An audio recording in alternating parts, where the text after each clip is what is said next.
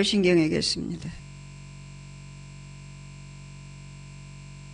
오며 그 외아들 우리 주 예수 그리스도를 믿사오니 이는 성령으로 잉태하사 동정녀 마리아에게 나시고 본디오 빌라도에게 고난을 받으사 십자가에 못 박혀 죽으시고 장사한 지 사흘 만에 죽은 자 가운데서 다시 살아나시고 하늘에 오르사 전능하신 하나님 우편에 앉아 계시다가 저리로서 산 자와 죽은 자를 심판하러 오시라. 성령을 믿사오며 거룩한 공회와 성도가 서로 교통하는 것과 죄를 사하여 주시는 것과 몸이 다시 사는 것과 영원히 사는 것을 믿사옵나이다. 아멘. 찬송가 하나 부르시고 우리 김영신 권사님이 교회 예배를 위해서 기도해 주시겠습니까?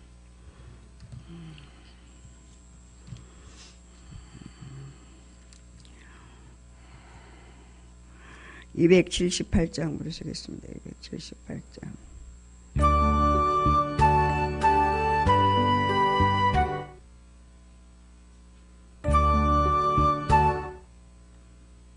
(278장)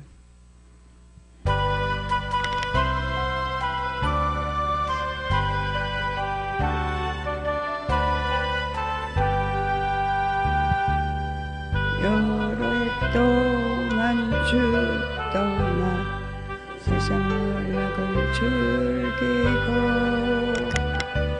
흉악한 죄에 빠져서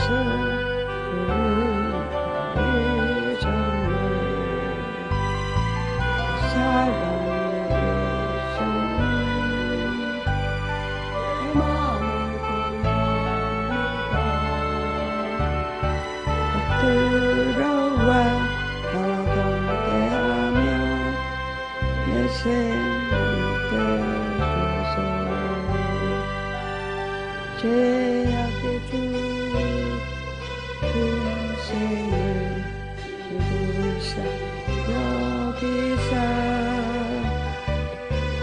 하늘의 영 버리고 이 세상 오셨네.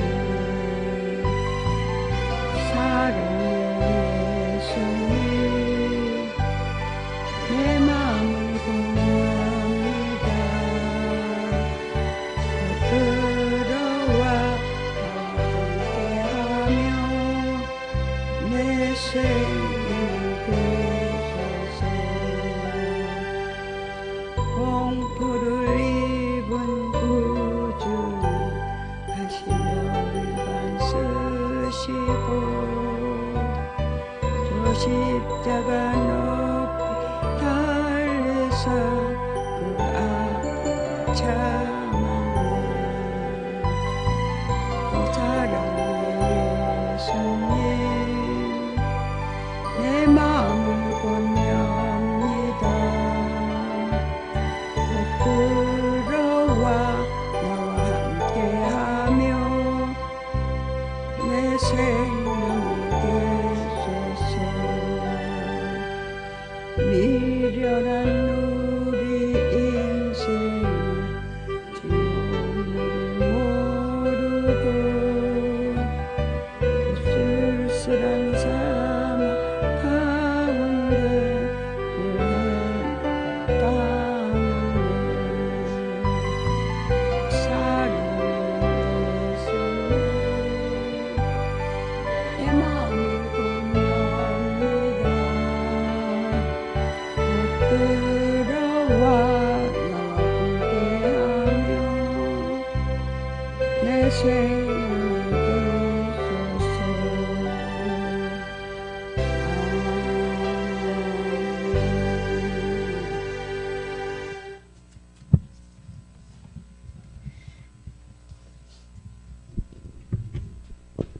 다 같이 기도드리겠습니다.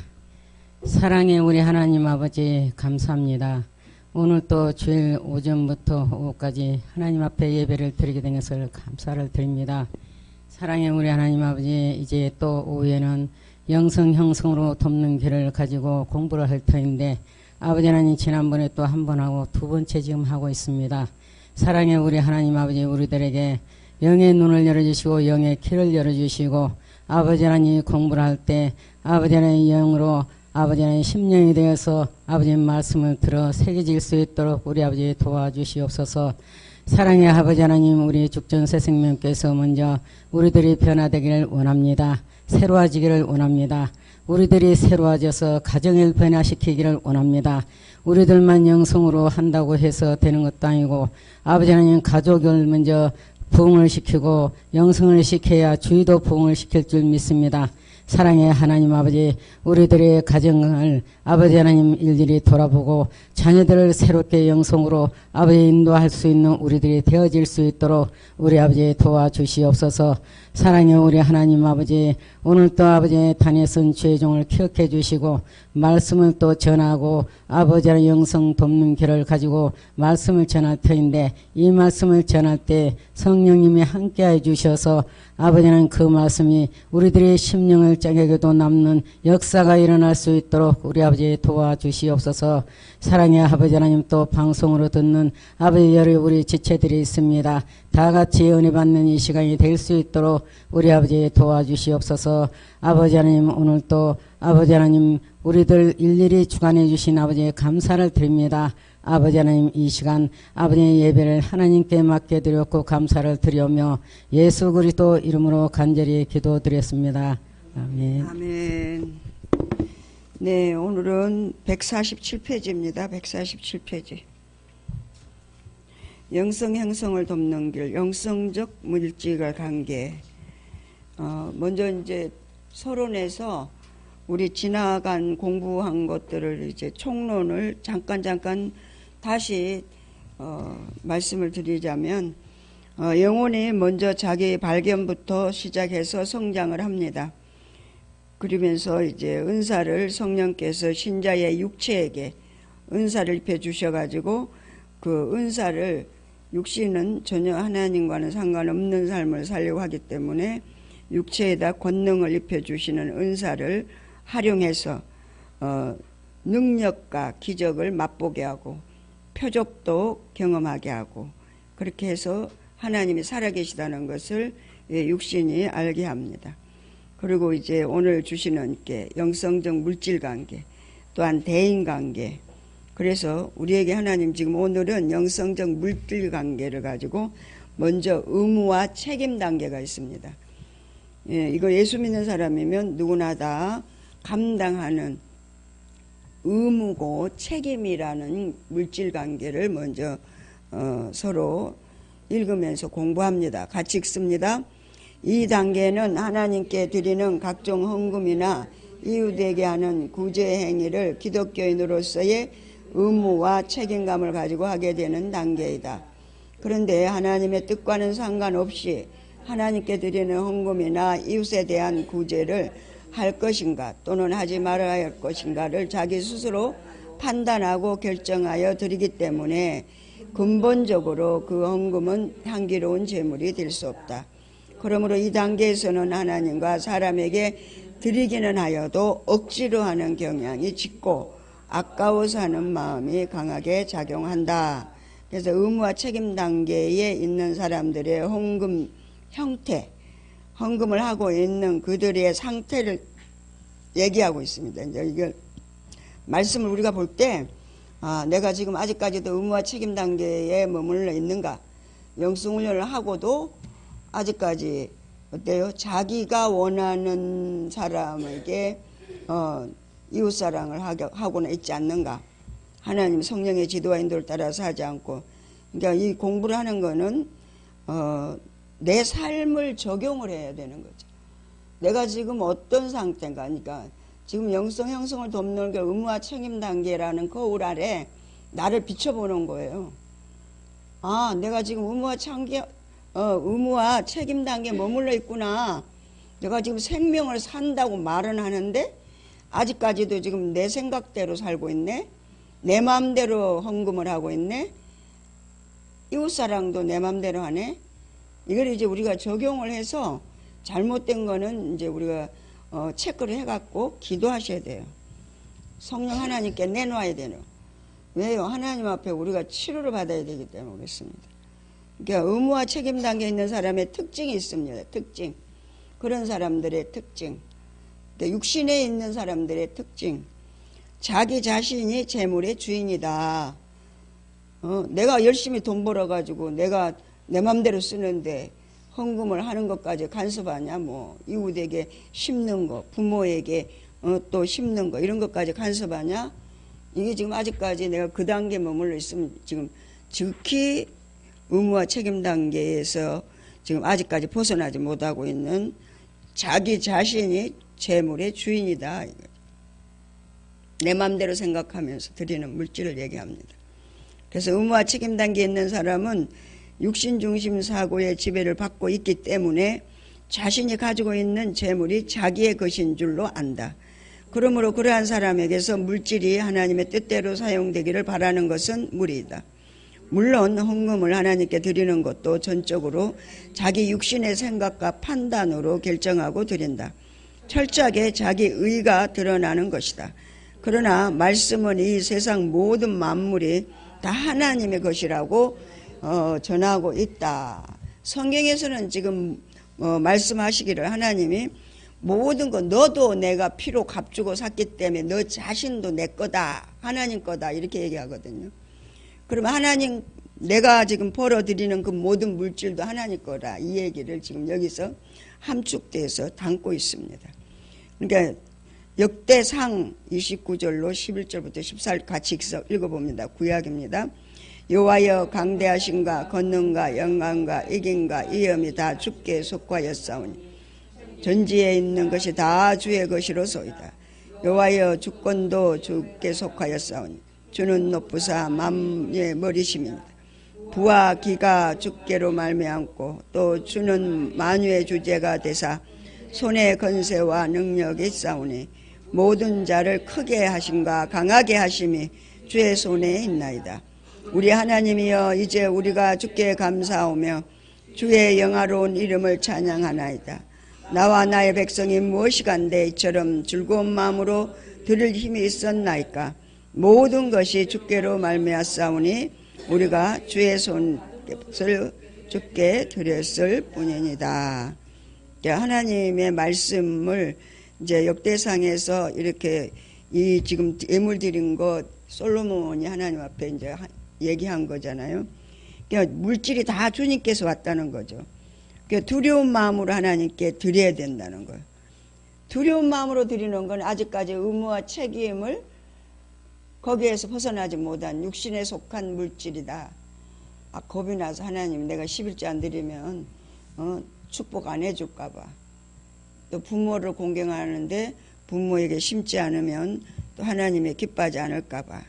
그런 부분 두려운 마음으로 하나님 앞에 드리는 물질도 그것은 어때요? 육신적으로 드리는 물. 하나님 기뻐하는 예물이 아니다. 그래서 하나님의 은혜를 경험하여 감사하는 마음으로 드리기보다는 기독교인으로서의 의무와 책임감에서 기인하여 헌금을 드린다.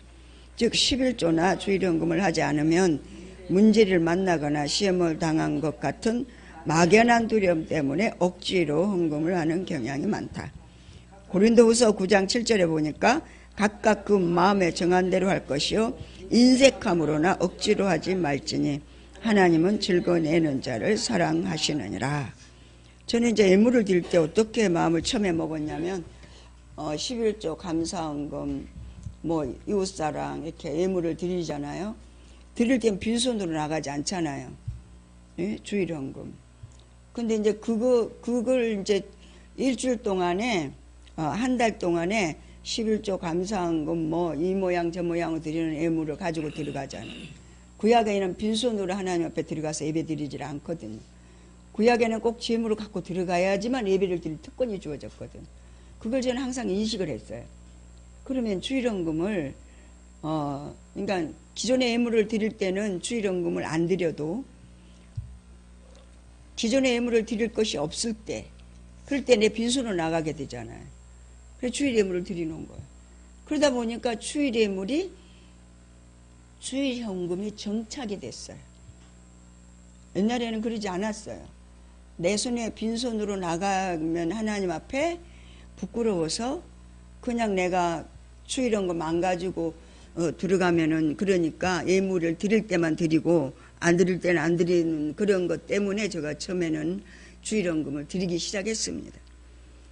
그랬는데 그게 이제 정착을 하다 보니까 이제 예물도 습관적으로 하나님 앞에 추일날은 추일 예물을 필히 말라끼세 보니까 하나님 앞에 드려지는 그 예물에 대해서 계속 나오더라고요. 그래서 주일원금, 다른 원금 드리더라도 주일원금은 꼭 드리는 그런 훈련이 되어 있습니다. 그러니까 물질을 드리는 것도 훈련이더라고요. 훈련이에요. 우리가 예물을 드리는 것도. 제가 이제 하나님을 물질 가지고 만난 목회할 때 이제 개척 교회라 돈이 없어가지고 모교 기도회에 헌금을 해야 되는데 내가 주머니에 있으면 드리고 주머니에 없으면 못 드리고 그랬어요. 왜? 개척교회 하다 보니까 뭐 이것저것 들어갈 돈이 많다 보니까. 그랬는데 한 번은 어떤 강사님을 초빙을 해서 저희가 이제 교회에서 부흥회를 하는데 그 강사님이 영성훈련 받으신 분인데 물질의 훈련을 받으면서 하나님께서 일깨워 주시면서 물질의 축복을 받게 된 동기를 얘기를 해 주시더라고요. 그분이 강남에서 굉장히 목회도 잘하고 굉장히 잘 나가는 그런 사모님이셨는데 어떻게 그냥 문제가 생겨가지고 교회를 갔다가 다 이제 없이 와버리고 김포까지 가가지고 하우스에서 예배를 드리게 됐대요. 하우스에서 예배를 드리게 됐는데 그때 이제 자기가 암도 들게 되고 이암이 걸리게 되고 또 이제 그때부터 상계동 이제 6기인가 아마 그럴 거예요. 그분 영성훈련을 그 고난 중에 받으러 온 거예요. 고난 중에 받으러 왔는데 물질에 대해서 이제 자기가 이렇게 지금같이 이렇게 배웠겠죠. 물질관계, 영성적 물질관계를 배우는데 하나님이 네가 너희 형편에 맞게 나는 지금 물질이 없으니까 못 드리는 거 아시죠? 그러니까 그런 줄 아세요? 그렇게 하고 빈손으로 나갔다 이거야. 근데 그게 아니더라는 거죠. 자기가 왜 이렇게 물질의 고난을 받고 있는가? 왜 이렇게 갑자기 좋은 교회 강남에서 그것도 떵떵거리고 목회하다가 교회까지 다 뺏기고 쫓겨나가지고 왜 저기 하우스에 와서 예배를 드리는가? 너무 그것 때문에 울면서 기도하는 가운데 구별된 예물이 없었다는 거죠. 하나님 앞에 구별되게 드려지는 예물이 없었다는 거예요. 그래서 자기는 그때부터 자기 행편이 뭐 어쨌든 간에 딱 정했대요. 하나님 앞에 내가 이 예물을 드리겠습니다. 그러니까 작정을 하는 거죠. 나를 훈련시키는 거예요. 행편하고 내가 환경을 바라보고 예물을 드리는 게 아니라 하나님과 나 사이에 믿음으로 하나님 앞에 예물을 먼저 드리는 거예요. 그러니까 물질의 훈련이 끝났더니 그렇게 하나님이 물질의 축복을 주시고 교회도 주시고 목사님은 다시 또 학교에 복학해서 교수님으로 자녀들도 다 그렇게 좋게 공부해가지고 지금 물질이 너무 풍성하고 그런 부분을 간증을 하시더라고요. 그러면서 제가 개척교회 하면서 어려운 그런 부분들을 이제 아시니까 목사님도 그렇게 없는 가운데 작정을 좀 한번 해보세요. 작정을 하라고 그래요. 돈 없다고 나 돈이 없어서 못해. 돈 없는데 뭐 못하는데 뭐 하나님 다 알지 뭐. 그래서 하나님 다 알고 계시잖아. 그랬는데 이제 그러시구나. 그래서 이제 작정을 딱 했어요. 작정을 하고 하나님 앞에 예물을 드렸습니다. 괜히 있을 때도 없을 때도 있잖아요. 근데 하나님과 약속을 딱 하고 드렸기 때문에 그 부분을 가지고 거기에 매이지 않고 환경을 보지 않고 나의 그 문제와 모든 사건을 보지 않고 육신을 보지 않고 하나님과의 약속, 믿음을 가지고 하나님 앞에 드리기 시작할 때 하나님 물질의 문제를 서서히 풀어주셨어요. 할렐루야. 내가 세워지는 것만큼 내가 믿음이 생긴 만큼 은사는요 물질하고 상관도 없어요. 하나님 음성 듣는 은사는 육체에다가 하나님 권능을 부어주는 거기 때문에 물질을 많이 해서 뭐 은사가 많이 하나님이 뭐 기도를 많이 하면 뭐 음성을 많이 듣게 해주고 그게 아니고 은사는 하나님 앞에 물질하고 상관없이 은사는 하나님이 우리에게 부어주시는 겁니다. 그러니까 사람들에게 또 이게 의무와 책임 단계에 있는 사람들은 어떻게 하냐면 물질을 사람에게 인정받기 위해서 예물을 드린다. 같이 이걸 봅니다. 의무와 책임 단계에 있는 사람은 하나님께 대한 의무와 책임을 갖고 있지만 물질에 대한 정직의 의식이 없기 때문에 하나님께 하나님의 것을 드리고 나서도 그 행위에 대하여 사람들로부터 인정받기를 원하고 공적으로 드러나기를 원한다. 헌금의 액수가 크면 클수록 알아주기를 바라는 기대 심리는 더 커진다.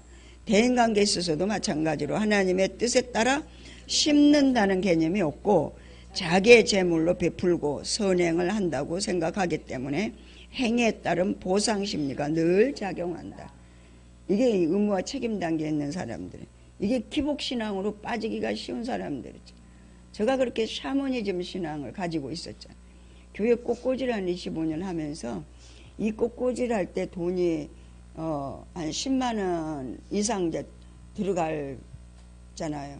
하여튼 10만 원 안짝으로 항상 이제 꽃꽂이 매주마다 하잖아요. 그럼 그 보상 심리가 있어요. 하나님 앞에 이렇게 하면 그때 영성훈련 받기 전이죠. 우리를 잘되게 해줄 거야. 애들도 가족도 하는 일들도. 그런 보상 심리, 샤머니즘 신앙이 있었습니다.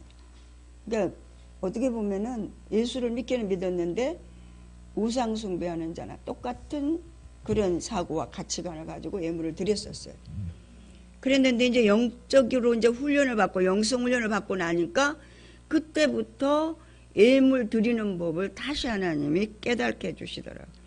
그러니까 그 보상 심리는 늘 우리한테 지금 생명이 돼도 여러분 자칫하면 작용합니다. 내가 이렇게 드렸으니까 하나님이 이렇게 해줄 거야. 이런 그 보상 심리가요. 여러분 가만히 좀 보셔요. 있어요. 어느 정도 이제 성장하면 그거하고는 상관없이 그냥 하나님 은혜가 너무 감사하니까 하나님 주실 거는 상상도 안 하고 그냥 하나님 앞에 그냥 감사하니까 드려지는 거죠. 그래 10의 2조를 드리고 40%를 드리고 그렇게 드렸어도 더 드리고 싶어하는 사람으로 생명이 되면 바꿔지는 거예요. 그런데 아직까지 의무와 책임 단계에 있는 사람들은 이렇게 보상 심리가 늘 작용하고 있다. 그래서 여기서 마태복음 6장 3절로 4절 같이 읽습니다.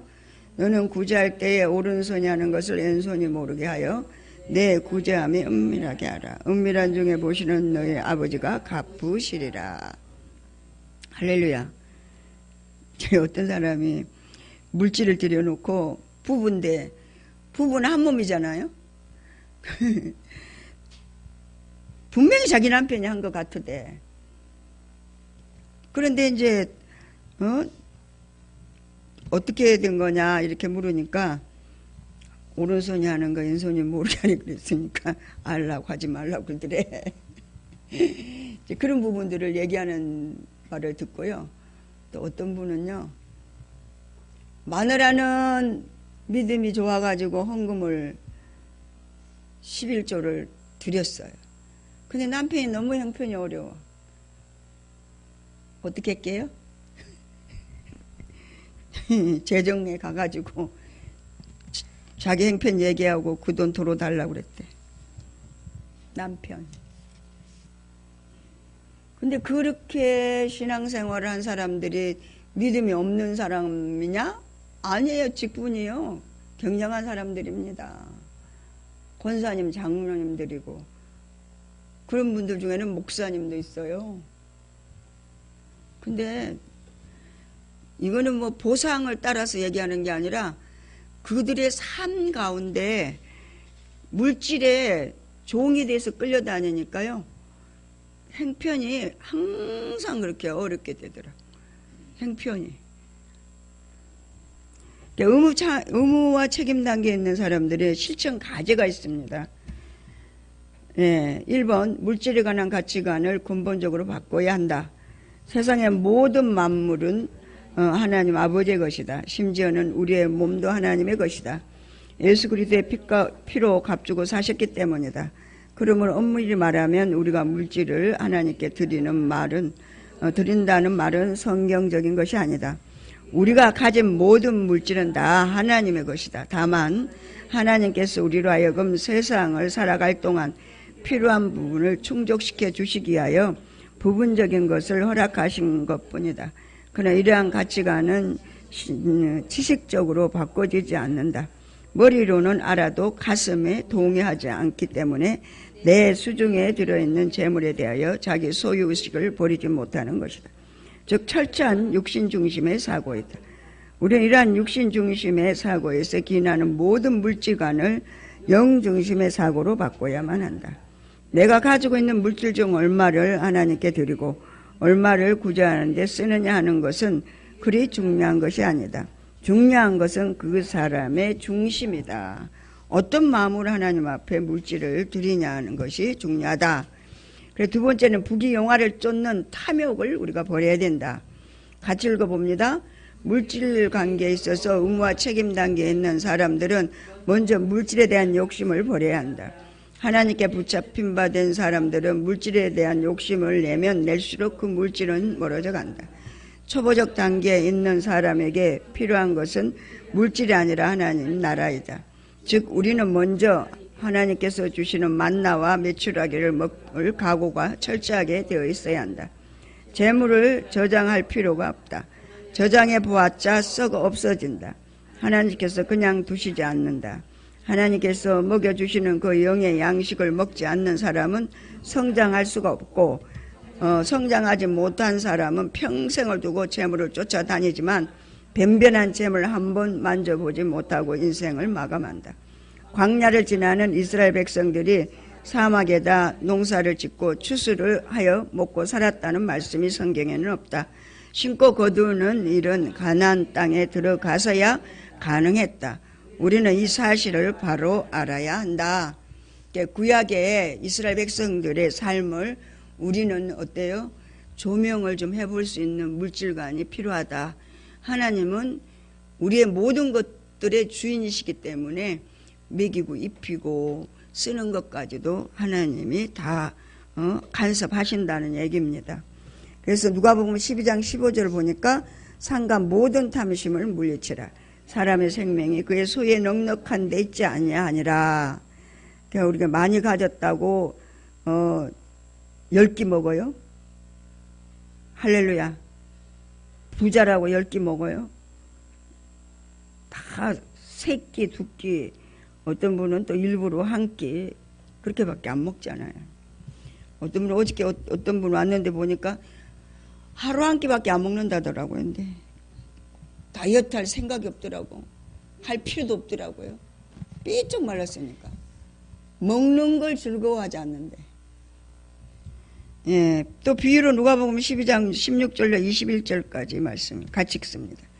또 비유로 저에게 일러 가라사대 한 부자가 그 밭에 소출이 풍성하며 심중에 생각하여 가로되 내가 곡식 쌓아둘 곳이 없으니 어찌할꼬 하고 또 가로되 내가 이렇게 하리라. 내 곡간을 헐고 더 크게 짓고 내 모든 곡식과 물건을 거기에 쌓아두리라. 또 내가 내 영혼에게 이르되 영혼아 열에 쓸 물건을 많이 쌓아두었으니 평안히 쉬고 먹고 마시고 즐거워하자 하리라 하되 하나님은 이르시되 어리석은 자여 오늘 밤 내 영혼을 도로 찾으리니 그러면 내 예비한 것이 네 것이 되겠느냐 하셨으니 자기를 위하여 재물을 쌓아두고 하나님께 대하여 부여치 못한 자가 이와 같으니라. 부자가 그렇게 너무 곡식이 잘 돼 곡간도 몇 개 지었다고. 아유 이만하면 됐지. 이제 나 이제 평생에 먹을 게 있으니까 곡간도 많이 지어놨으니까 배 두드리고 잔치하고 잘 살아야지 이랬더니 그날 저녁에 하나님이 그 영혼을 대록한다. 그럼 그 누구 것이 되냐 이렇게 얘기해요.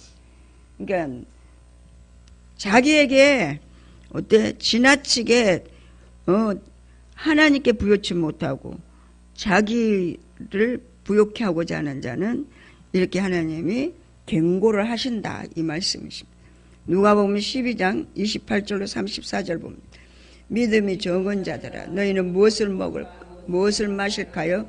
구하지 말며 근심하여도 말라. 이 모든 것은 세상 백성 구하는 것이라. 너희 아버지께서는 이런 것이 너희에게 있어야 될 줄을 아시느니라. 오직 너희는 그의 나라를 구하라. 그리하면 이런 것을 너희에게 더하시리라. 적은 무리여 무서워 말라. 너희 아버지께서 그 나라를 너희에게 주시기를 기뻐하시느니라. 너희 소유를 팔아 구제하여 낡아지지 아니하는 주머니를 만들라. 곧 하늘에 둔 바 다함이 없는 보물이니 거기는 도적도 가까이 하는 일이 없고 좀도 먹는 일이 없느니라. 너희 보물 있는 곳에는 너희 마음도 있으리라. 예. 세 번째, 하나님께 물질을 드리는 행위로 말미암아 하나님께서 물질의 축복을 부어주시는 것을 경험하는 실용 단계로 발전하기 위하여 실천적인 삶을 살아야 한다. 여기서 말하는 실천적인 삶은 먼저 자신이 잘못된 물질관을 갖고 있었다는 자기 시인에서부터 출발한다. 실용적으로 보면 자기 부정이다. 철저한 자기 부정이 없는 가치관의 변화는 있을 수 없다. 오랫동안 굳어져 왔던 소유 개념을 바꾸기란 그리 쉽지 않을 것이다. 그러나 이것은 분명히 넘어야 할 산이다. 애통해하며 기도해야 된다. 아우, 물질의 주인이 나였군요. 주님 죄송합니다. 하나님 앞에 기도 시간에 회개하고 돌이켜야 될 줄로 믿습니다. 계시록 3장 17절로 19절을 보니까 내가 말하기를 나는 부자라 부유하여 부족한 것이 없다 하나 내 곧 공고한 것과 가련한 것과 가난한 것과 눈먼 것과 벌거벗은 것을 알지 못하도다. 내가 너를 권하노니 내게서 불로 연단할 금을 사서 부요하게 하고 흰옷을 사서 입어 벌거벗은 수치를 보이지 않게 하고 안약을 사서 눈에 발라 보게 하라. 물은 내가 사랑하는 자를 책망하여 징계하노니 그러므로 네가 열심을 내라. 회개하라. 하나님에 대해서 부여하지 못하고 자기를 위해서 재산을 쌓는 자들을 하나님은 회개하라고 얘기하고 있습니다. 그래서 의무와 책임 단계에서 실천적인 삶이 있습니다. 이 단계에서 의무적으로 하나님 두려워하고 사람에게 잘 보이려고 또한 실용주의로 내가 이렇게 심었으니까 이렇게 하나님이 거둬줄 거야 하는 그런 사모니 좀 기복신앙에 가지고 있는 의무와 책임 단계에 있는 사람들의 그 실천적인 삶은 어떠해야 되는가? 말라기서 3장 8절로 10절까지입니다. 사람이 어찌 하나님의 것을 도둑질하겠느냐? 그러나 너희는 나의 것을 도둑질하고도 말하기를 우리가 어떻게 주의 것을 도둑질을 하였나이까 하도다. 이는 곧 11조와 헌물이라. 너희 곧 온 나라가 나의 것을 도둑질하였으므로 너희가 저주를 받았느니라. 만군의 여호와가 이르노라. 너희 온전한 11조를 창고에 들여 나의 집에 양식 있게 하고 그것으로 나를 시험하여 내가 하늘문을 열고 너희에게 복을 쌓을 곳이 없도록 붙지 아니하나 보라. 할렐루야. 예, 이웃사랑이라고 하는 그런 하나님의 사랑은 11조와 감사의 물이잖아요. 그리고 이웃사랑 하나님께 드린 만큼 또 우리가 예물 하나님 앞에 드리잖아요. 제가 이제 잠실 살 때 저희 빌딩 이제 8층에서 이렇게 올라가서 내려다보면 그 동산 저쪽에 수소 쪽에 에덴 동산 같은 그런 아파트가 있어요. 밖에서 보면 너무나 봄 되고 그러면 개나리가 피고요. 철쭉이 피고 그래갖고 완전히 아주 그냥 너무너무 멋있는 동산에 정말 거기는 완전히 이렇게 성 같아요. 거기다가 아파트를 지어갖고 살고 있는 사람이 있길래 내가 8층 올라가서 이렇게 보면서 아우 저렇게 좋은 환경에 사는 분들은 어떤 분이 사는가 항상 올라가서 보면서 야 아파트 진짜 너무 좋은 데다 지어갖고 산다. 난 굉장히 부자들만 사는 줄 알았어요. 근데 제가 이제 목회를 하면서 푸드뱅크를 했거든요. 그 음식을 많이 가져오면 많이 남아요. 그래서 이제 어떤 여자 목사님이 집에서 예배를 잠깐 드렸었어요. 혼자 계시는 분인데. 그래서 내가 목사님, 빵이 많이 있는데 좀 갖다 드릴까요? 그랬더니, 아우, 목사님 주시면 좋죠. 그래서 그러면 갖다 주겠다고 갔어요. 갔는데 거기 어딘지 아세요? 제가 매냥 8층에 올라보고, 저 아파트에서는 누가 살까? 어쩌면 저렇게 환경이 좋은 데서 살 수 있을까? 야, 너무 좋다. 막 그랬거든요. 그게요, 극빈자 보호자들 사는 아파트예요. 내가 이제 이기용 목사님 네 집을 갔다 오면서 그 생각을 했습니다. 제가 이제 거기 그 7평씩, 10평씩 이런 아파트예요. 그러니까는 가구 수가 너무 많죠. 근데 완전 물된 동산같이 그렇게 좋은 아파트예요. 내가 언제 가면서 보여드릴게. 아, 거기 이제 물건을 막 차에다 실어가지고 가가지고 거기 이제 아파트를 들어갔는데 그 아파트가 그 아파트인 거 있잖아요. 그래서 뭐 여기가 여기 극빈자들만 사는 분들이에요. 그랬다는 거예요. 자가용 있으면 못 살고 참 다 혼자 된 사람들, 안 그러면은 노인들 혼자 된 사람들. 거기서요 아주 이 말 하나 탁 맞았어요. 제가 우리나라가 왜 이렇게 잘 사는 나라가 된지 아세요? 가난하고 헐벗고 굶주린 사람들을 나라가 도와주고 왔잖아. 나라가 도와준다니까. 이웃사랑이잖아요. 이웃사랑. 할렐루야. 하나님 사랑하는 것만큼 이웃을 사랑하는 거예요. 저 여기 이기용 목사님 집을 딱 갔다 오면서 그 생각이 딱 나는 거예요. 너무 집도 좋고 환경도 너무 좋잖아요.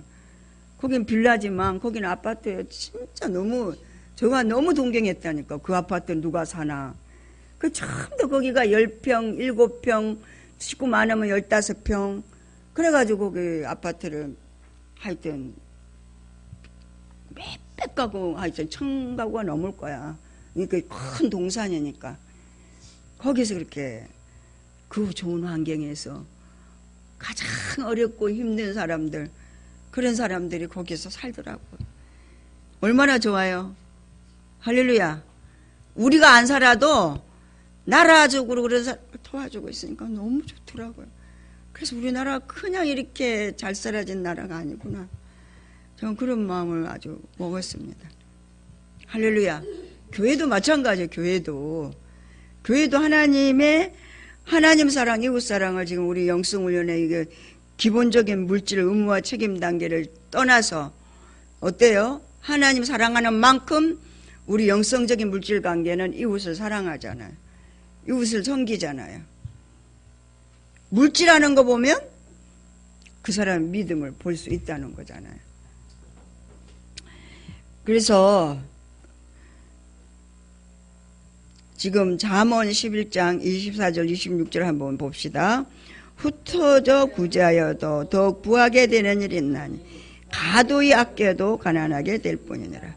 구제를 좋아하는 자는 풍족하여질 것이요 남을 윤택하게 하는 자는 윤택하여지리라. 곡식을 내지 아니하는 자는 백성에게 저주를 받을 것이나 하는 자는 그 머리에 복이 임하리라. 할렐루야. 이 말씀이 적용되는 게 우리나라에 우리 정부가 너무너무 내가 안 살아도 너무 가슴이 감격하고 막 뛰는 거예요. 하나님 은혜 너무 감사합니다. 우리나라. 그리고 여기에서 이제 우리가 의무와 책임 등의 실천 단계의 삶입니다. 일반적으로 사람들은 물질이 흩어지면 없어진다고 생각한다. 지극히 정상적인 육신의 생각이다. 그러나 성경 말씀은 세상의 그러한 통념을 깨고 흩게 구제하여도 더욱 부하게 되는 일이 있다고 말씀하고 있다. 오히려 과도하게 아끼면 부자가 되어야 할 터인데 아끼면 아낄수록 더욱 가난하게 된다고 말씀하고 있다. 무슨 의미일까? 세상 물질의 축복은 사람이 과도하게 아끼고 저장한다고 해서 오는 것이 아니라 하나님께로부터 온다는 사실을 말씀하는 것이다. 즉 하나님께서는 우리 가진 재물을 흩어 구제할 때 부하게 되는 것을 맛보게 하여 주신다는 뜻이다. 우리 생활의 주변을 돌아보아도 신자나 불신자를 막론하고 남에게 나누어주는 사람들은 부해지고 얻어쓰는 사람들은 늘 가난하여 그늘을 벗어나지 못하는 것을 보게 되는데 이것은 신앙의 관계를 떠나서 하나님께서 일반적으로 내려주시는 은총의 법칙이다. 주려고 하는 사람들은 줄 수 있는 사람으로 변하고 생활에 항상 넉넉함을 누린다. 반면에 받기만 하는 사람은 심리적으로 늘 부족하고 느끼고 상대적 빈곤감 속에서 살아가는 것이다. 여기서 주는 사람을 반드시 물질이 풍족한 사람으로만 극한해서 생각해서는 안 된다. 진정한 마음으로 주고자 하는 사람은 물질이 많고 적음에 구애받지 않고 바로 행동에 옮긴다. 그럼 우리는 이와 같은 반복되는 훈련을 통하여 실용 단계로 넘어가면서 하나님께서 허락하시는 물질의 축복을 경험하게 될 것이다. 근데 어떤 사람들은 이제 심지 않는 사람에게 일부러 심을 수 있는 기회를 우리가 또 주기도 해야 돼요. 할렐루야. 저도 심을 수 있는 기회를 줘갖고 이 옷 얻어 입었습니다.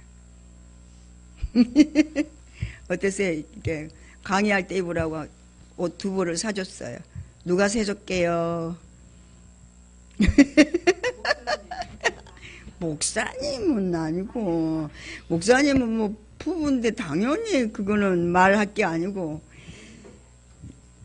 김미숙 목사님 사줬습니다. 네, 이번에 월급을 목사님이 탔대요. 지극히 대접하시고 극진히 대접하시고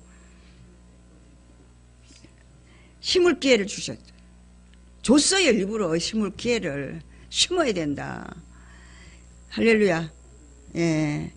그러니까 우리가 옆에 사람, 주위의 사람, 우리 영성적인 물질 관계를 알잖아요. 그러면 저 사람 너무 인색한 것 같아.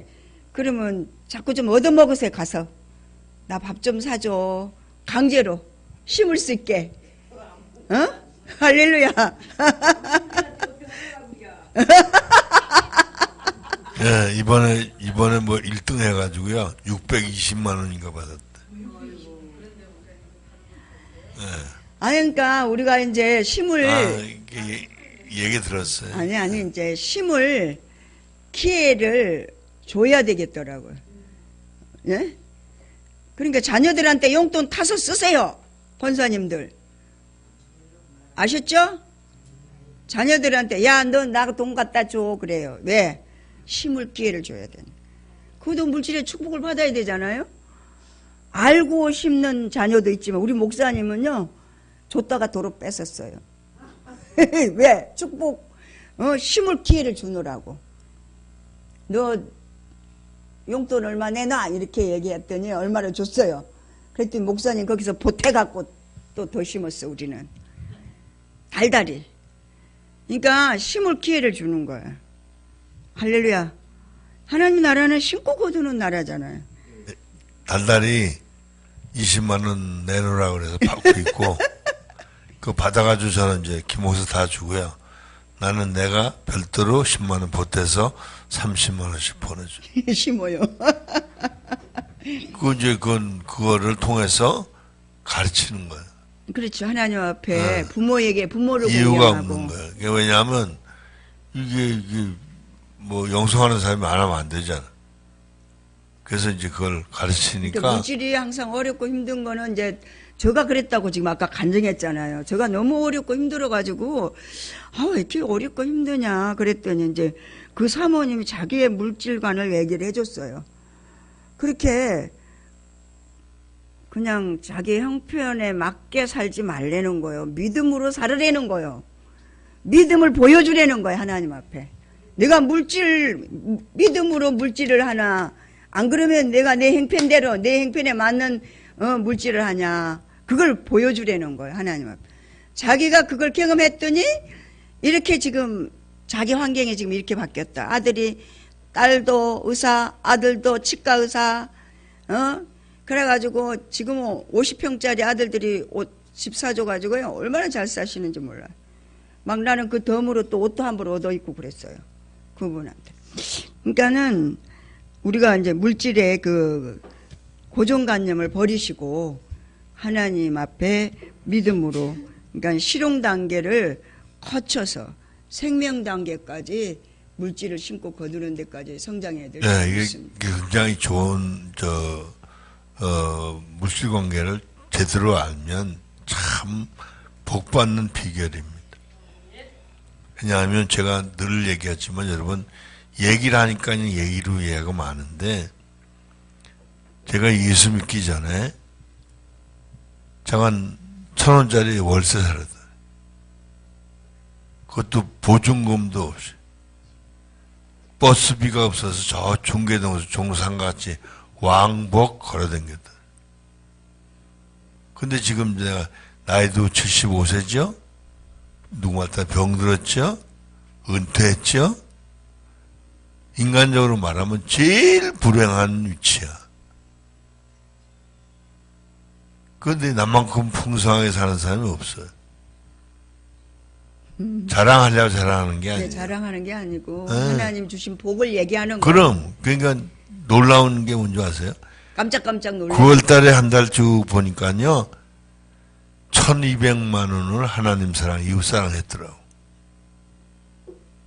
120만 원이 아니에요. 1,200만 원. 할렐루야? 달에 뭐 4,500원 그냥. 그러니까 이게 놀라운 게 뭐예요? 하나님이 제가 그랬어요. 내가 지금 돈이 없는 건 빚어서 했겠냐, 이게. 하나님 주시니까 하는 거지. 할렐루야? 그러니까 제가 보니까 우리가 하나님께 대해서 가난하면 우리 스스로 가난해지는 거예요. 하나님께서 부여하면 우리가 부여해져. 할렐루야? 그럼 난 뭐 남 얘기할 거 없잖아. 그래가 지난번에도 얘기했지만 내가 여러 가지 개척교회 목사니까 에쿠스 팔려고 그랬어요. 그때 하나님이 아니다 이거야. 내 아내가 타고 누리기만 한다 이거. 그래서 못 팔았어요? 근데 시간이 지나서 가만히 생각해 보니까 이게 하나님이 날 위해서 그러시더라. 나처럼 신난 사람이 어디 있어요? 운전수도 공짜죠? 맞아. 할렐루야?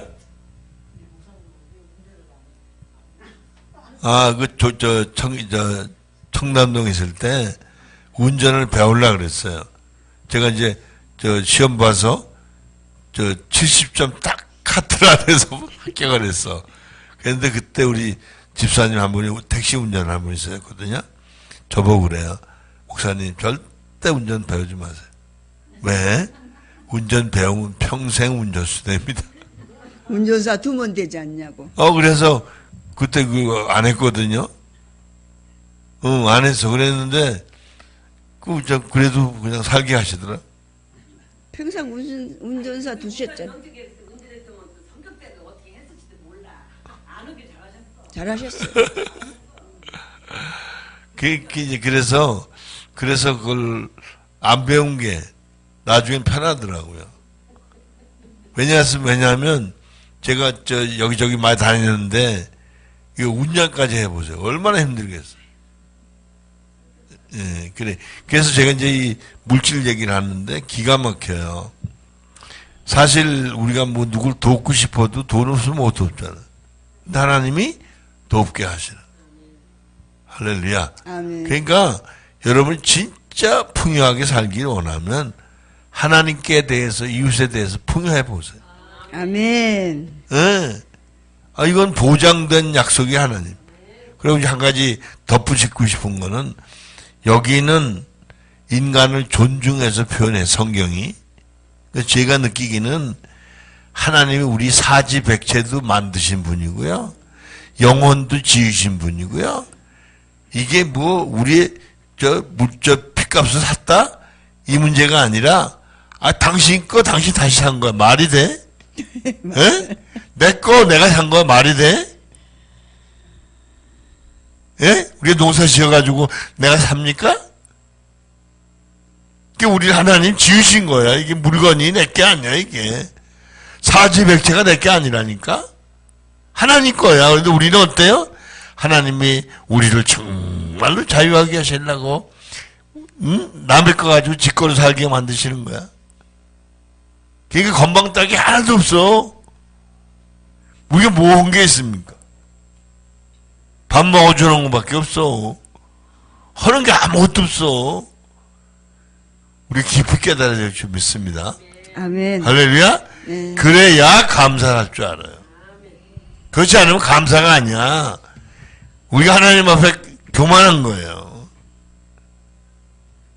내게 뭐 있어요? 아무것도 내게 없는. 다 아버지 거란 말. 할렐루야?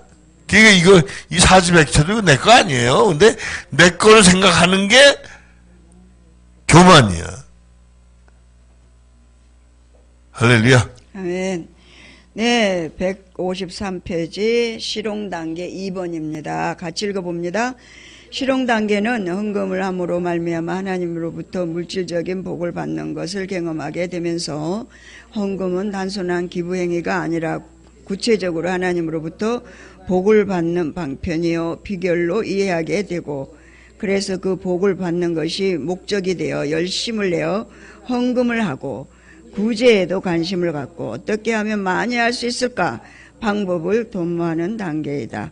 즉 우리가 하나님을 의식하고 헌금을 하거나 이웃을 구제한 행위에 대하여 실제적으로 하나님의 역사심을 경험하는 단계이다.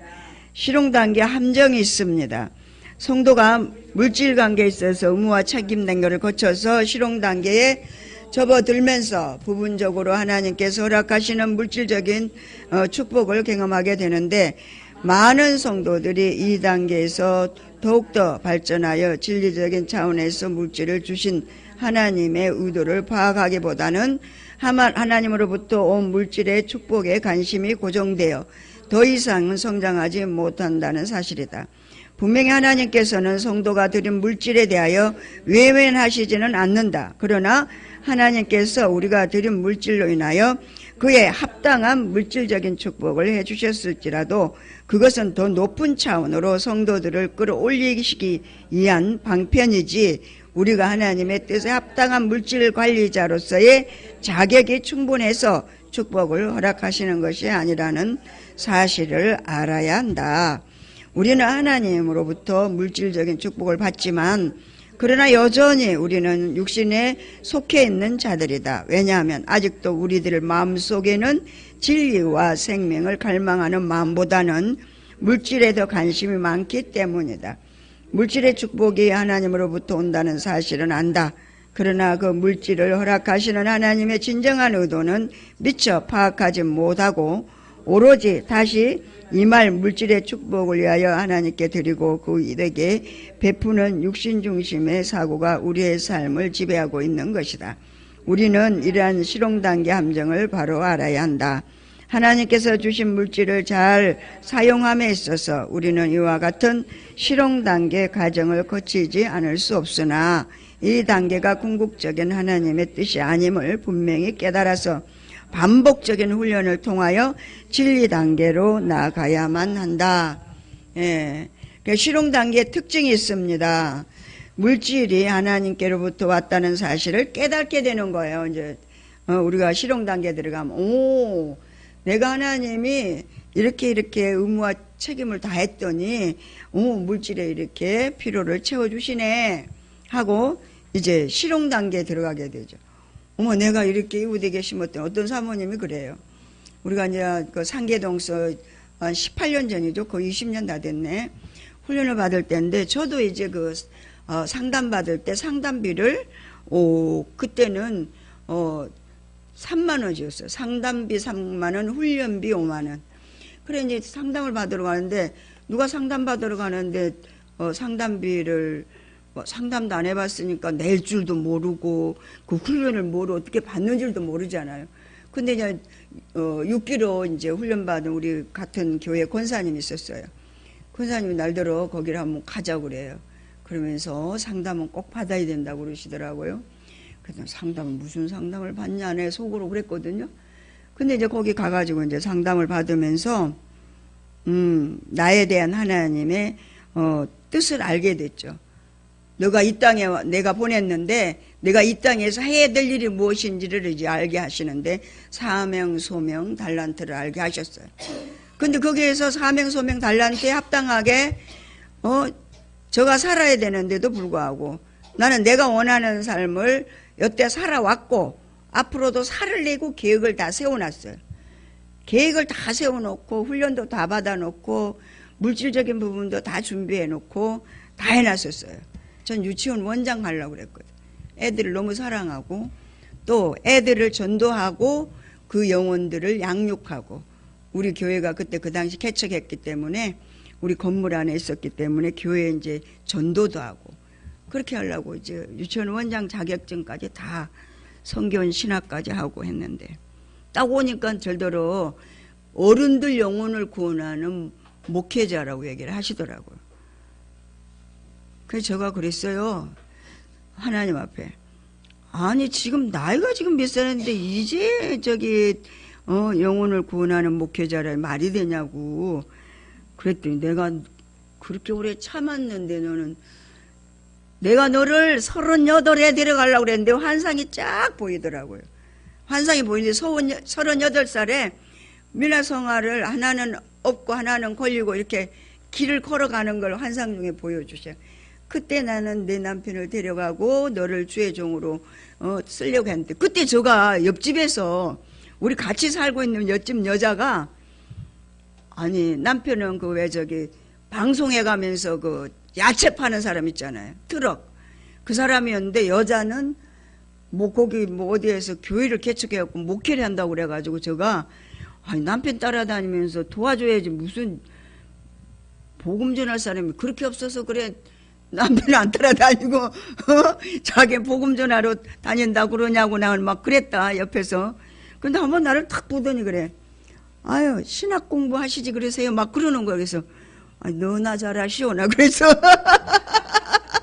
그때 젊었을 때니까. 아이고, 그래서 옆집에 살면서 막 흉봤다는 사실 아니에요 그 여자를. 근데 그니까 의사자였던가 봐. 나는 그때는 생각도 못했어요.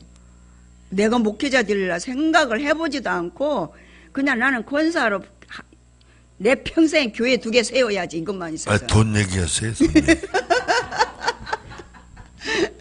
그랬는데 아니 하나님이 글쎄 불러가지고 깨닫게 하시고 변화시키시고 이 상담을 통해 가지고 나를 인생을 180도로 바꿔놨어요. 우리 목사님도 그랬잖아요. 인생 술주정뱅이가 하루아침에 목회자로 바꿨잖아요. 상담 때문에 그런 거 아니에요? 하나님이 가르쳐 주신 거잖아요. 그러니까 이게 상담이 굉장히 중요하다는 걸 우리가 깨달아야 된다는 것을 말씀을 드리는 겁니다. 할렐루야. 예, 그래서 물질이 하나님께로부터 왔다는 사실을 우리가 깨닫게 되고. 그러니까요. 예. 지금 중요한 게 뭐냐면 이 물질 관계가 이제 실용 단계까지는 우리 육신적인 삶 때문에 실용 단계까지 이해가 되는데, 하나님의 의도와 목적이 뭐냐 하면 모든 게 생명으로 가게 하시려고 그러는 거예요. 할렐루야. 축복이 목적이 아니에요. 모든 삶이 영원한 생명으로 가게 하시려고 물질 심고 거두는 걸 까대가시는 거예요. 아멘.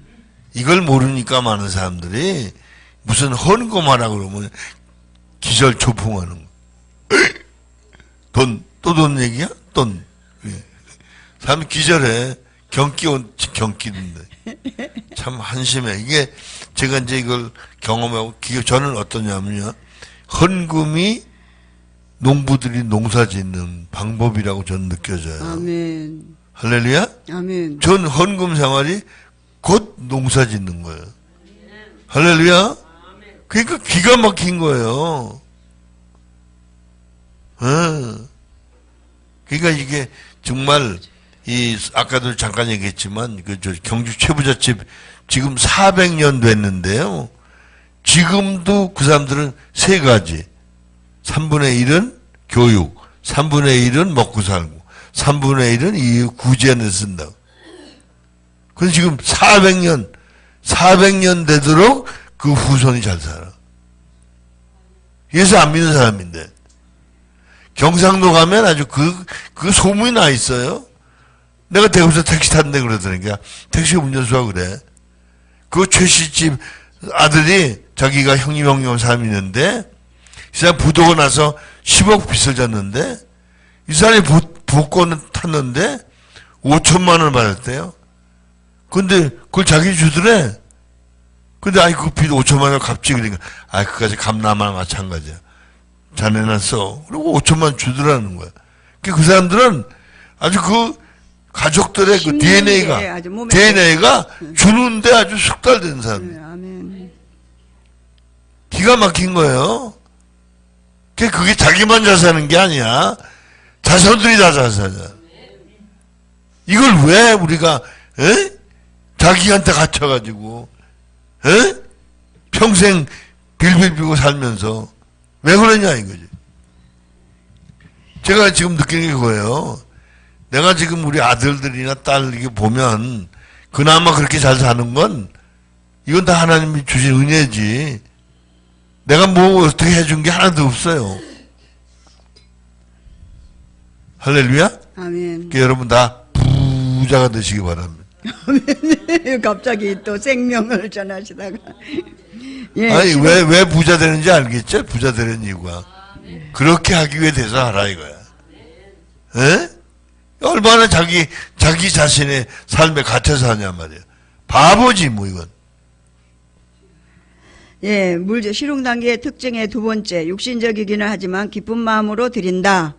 같이 읽습니다. 단순히 의무적인 마음을 가지고 헌금을 하고 구제하던 생활에 신앙적으로 발전하면서 그 행위에 대한 응답으로 물질의 축복이 경험되어지면 육신의 감정이 고조되면서 하나님께 대한 감사의 마음이 충만해지고 기쁜 마음으로 하나님께 드리고자 하는 열정이 생겨난다. 그러나 그러한 성도들의 마음속에는 진리적으로 하나님을 기뻐하고 찬양하는 마음보다는 물질을 허락하신 사실 때문에 하나님을 사랑하는 마음이 대부분으로 차지하고 있다. 세 번째, 물질 중심의 신앙적인 가치관이 형성된다. 자신이 하나님으로부터 받은 복은 신령하고 영적인 축복이 아니라 물질적인 축복이기 때문에 오히려 그것이 그 사람의 발목을 잡은 경우가 많다. 즉 하나님께서 나와 함께 하신다는 믿음의 근거를 눈에 보이고 만져지는 물질에 두고 있기 때문에 모든 사고를 물질 중심으로 하게 되는 것이다. 또한 거의 대부분의 신자들이 이 단계에서 더 이상 성장하지 못하고 정치하게 되는데 그 원인은 교회의 교육 부재에 있다.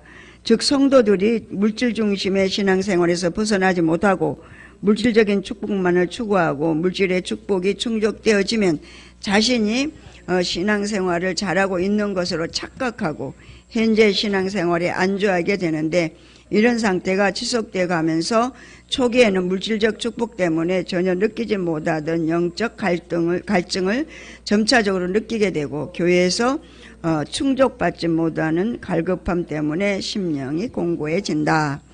실용 단계의 이익될 것이면 심고 이익이 될 것 같지 않으면 심지 않는다. 실용 단계에는 그렇다는 얘기입니다. 하나님께서 실용 단계에 있는 성도에게 물질의 축복을 허락하시는 이유는 하나님과 이웃에게 심고 거두는 훈련을 통하여 물질관이 진리 단계로 성장하기 위해서이다. 따라서 하나님께서는 그 자체가 생명적인 것은 아니지만 심고 거두는 맛을 보게 함으로써 진리적인 차원으로 이끄시는 것이다. 그러나 단 한 가지 문제가 되는 것은 이러한 상황에서 성도들은 거두는 맛을 볼 때만 다시 심으려고 한다는 사실이다. 그래서 영성적 물질관에 있어서 진리적이고 생명적인 단계에 들어가면 나의 육신적 이익과는 상관없이 하나님께 드리고 이웃에게 베풀고자 하는 마음이 생기고 날로 풍성해지는 것에 비하면 아직도 갈 길이 멀다. 아멘. 실용 단계의 훈련이 있습니다. 심고 거두는 훈련을 반복적으로 해야 된다. 그러니까 육신 중심에 머물러 있기 때문에 진리적으로 심고 거두지는 못하지만 그럼에도 불구하고 성령님께 어떻게 행할 것을 묻고 심고 거두는 훈련을 쌓아야만 한다. 어떤 사모님이 이제 이렇게 심고 거두는 훈련을 반복하다가 이제 훈련비를 어떤 분이 계속 이렇게 아니 교통비도 없다고 그러고 훈련비 대주면 훈련비만 또 그런 게 아니라 식사도 이제 또 사줘야 되고 막 그런 부분들이 부담이 굉장히 됐대요. 근데 그분을 모시고 영성훈련을 다니는데 그래서 이제 내가 이제 요즘은 내가 조금 이제 심고 거두는 그런 부분에서 좀 자유해야겠다. 하나님 이제 그만 좀 내가 심어야 되겠는데 매냥 와가지고 상담비 대줘야 되고 물질 문제 그거 때문에 고민이 되고 그 사모님 교통비 없는 거 뻔히 알고 내가 그냥 또 뭐 모시고 다녀야 되고 이런 부분이 이제 부담이 돼서 기도했더니 하나님 그러시더래요. 환상 중에 감자를 하나 보여주더래. 감자를 하나 딱 심었는데 거기 알갱이가 막 이렇게 주렁주렁 매달렸더라는 거야. 그래서 하나님 이게 뭐예요? 이렇게 너가 심으면 이렇게 실용 단계 지금 얘기하죠. 훈련 심으면 이렇게 거둘 것을 하나님이 심게 하고 있는 중이라고 얘기했대. 그리고 군말 했겠어요? 안 했겠어요? 아이고 하나님 감사합니다. 심을 때를 줘서 감사합니다. 이렇게 어렵고 힘든 사람 붙여주셔서 없지만 최선을 다해서 심게 해줘서 감사하다. 그런 간증을 제가 들었습니다. 그것도요 사실은 과정이에요. 과정. 그런데 뭘 알아야 되냐 하면 이게 나중에 조금 성장하면 아 이게 내게 아니고 하나님께서 오히려 일용할 양식하고 씨앗을 주시는가라는 걸 깨달아. 할렐루야. 아멘. 내가 무슨 농사지어서 하는 게 아니에요. 기가 막힌 거예요. 그러니까 이걸 안 하면 하나님께서 도둑질하는 거예요. 그러니까 원주인이 하나님이시다 이거예요. 이게 물질의 주인이 하나님이라고 하는 이걸 알아야 돼요. 훈련을 지금 받는 겁니다. 우리. 네. 그러니까 이걸 빨리 뛰어넘을수록 빨리 축복을 경험하고 아멘. 누리게 될 줄로 믿습니다. 아멘. 아멘.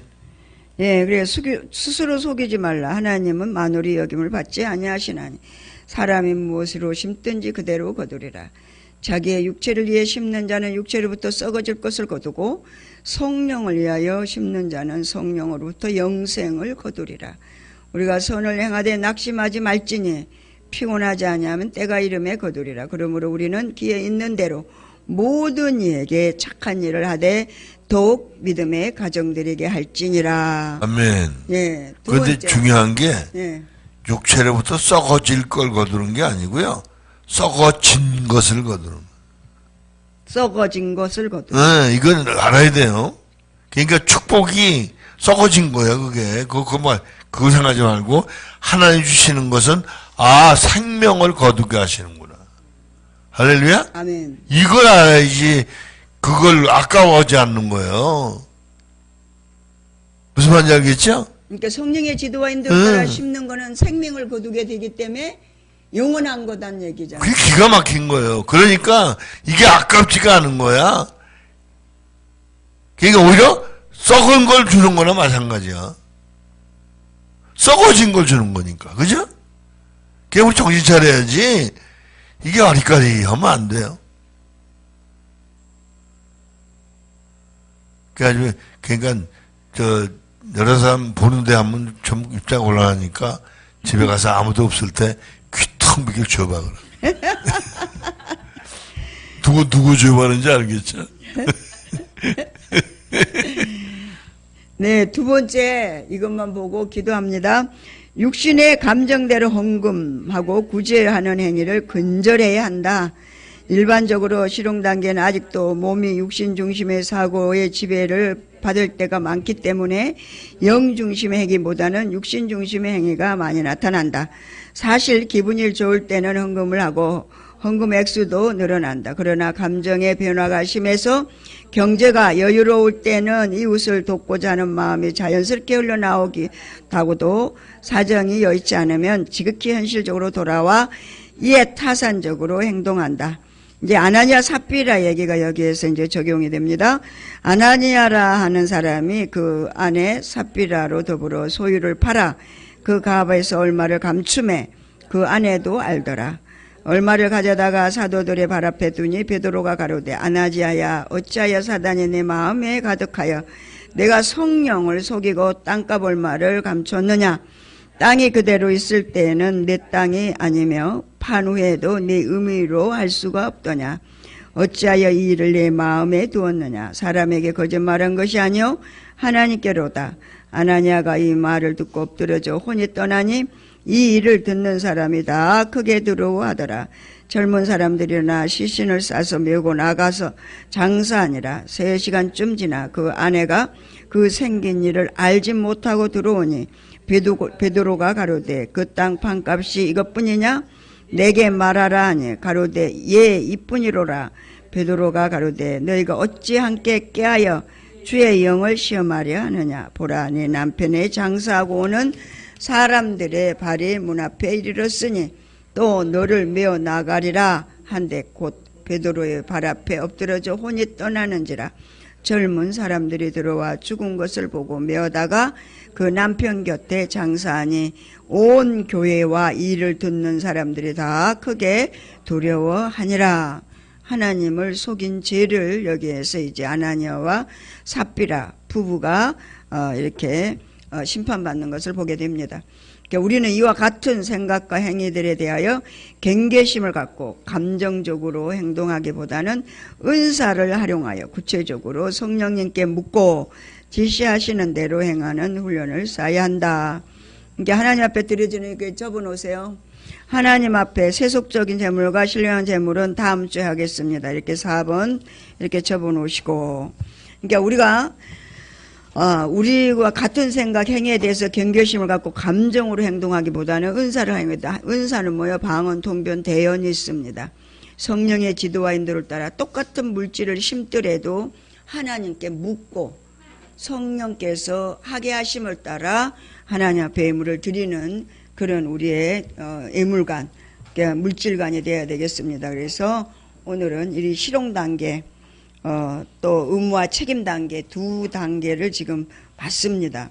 하나님 앞에 내가 지금 아직까지 의무와 책임 단계에 머물러 있는지, 안 그러면 내가 의무와 책임 단계에서 조금 더 나가서 실용적으로 내가 이렇게 하나님 부모에게 공경했더니 이웃을 섬겼더니 하나님 앞에 11조와 예물을 드렸더니 이렇게 축복을 해 주었다 라고 하는 거기에 아직까지도 머물러 있는지, 그거하고는 상관없이 하나님이 주신 은혜에 감사하고 감격해서 성령의 지도와 인도를 따라서 예물을 드리고 있는지 우리 자신들을 살펴보고 말씀을 적용하면서 잘못된 건 회개하고 또 더 하나님 앞에 믿음으로 온전하게 세워지기 위해서 영원한 삶을 이 땅에서부터 누리기 위해서 영적인 예물, 하나님 앞에 생명적인 예물을 드릴 수 있는 자로 세워지게 해달라고 주여 한번 부르고 기도하겠습니다. 주여, 사랑의 하나님 감사합니다. 저희들은 연약하고 미련합니다. 어리석고 우매합니다. 아부카요 데스겐 마이카루와이칼라이 데스카이 아도로와카와이카루와이 아이카루와이칼라이 데스카이 아도. 보는 강사님들은 기도하시고 안수 좀 해주세요.